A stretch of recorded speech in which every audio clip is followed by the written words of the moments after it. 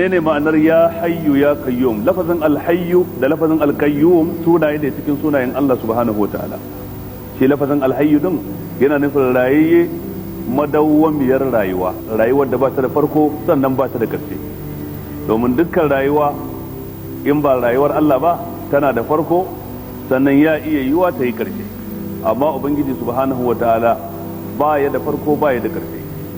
Huwal awwal wal akhiru والظاهر والباطن وهو بكل شيء عليم. ماذا الله يفسر لنا سوى اللهم أنت الأول وليس قبلك شيء، والآخر وليس بعدك شيء، والظاهر وليس فوقك شيء، والباطن الذي ليس دونك شيء. wato na farkon da baya da farko, na karshen da baya da karshe kenan.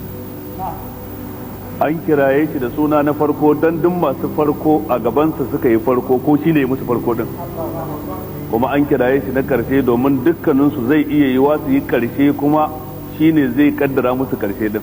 Da haka shine alhayyu, cikakkiyar rayuwa ne. Alqayyum wanda ke tsaye wajen gudanar da ayyukan bayansa.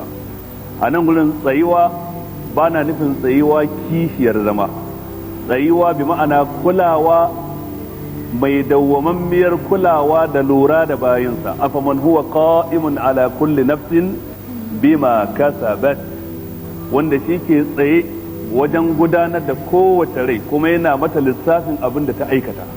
Kamar yadda na faɗa, tsayuwa da ma'anar dawwama ba da ma'anar kishiyar zama ba, da Ubangiji ta'ala ya fi karfin tsayuwa da take ma'anar kishiyar zama. Da haka alhayyu alqayyum ke nufi. Lafazin alhayyu alqayyum wato ko ne suna ne cikin sunayen Allah. Waɗansu malamai sun sa su cikin abin da ake kira ismullahi al-azam, domin hadisi ya tabbata cewa manzo Allah ya ce ismullahi al-azam yana cikin surori guda uku.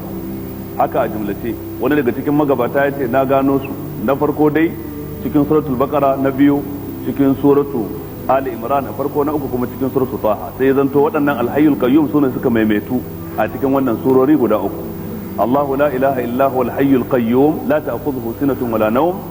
Alif lam mim Allahu la ilaha illa huwal hayyul qayyum nazzala alaykal kitaba bil haqq wa anatil wujuhu lil hayyil qayyum wa qad khaba man hamala zulma. cikin suratul taha kenan. Kaga alhayyu alqayyum suna cikin asma'ullahi alhusna wanda in mutum ya kira Allah da su zai ansa, in ya roke shi Allah zai bashi.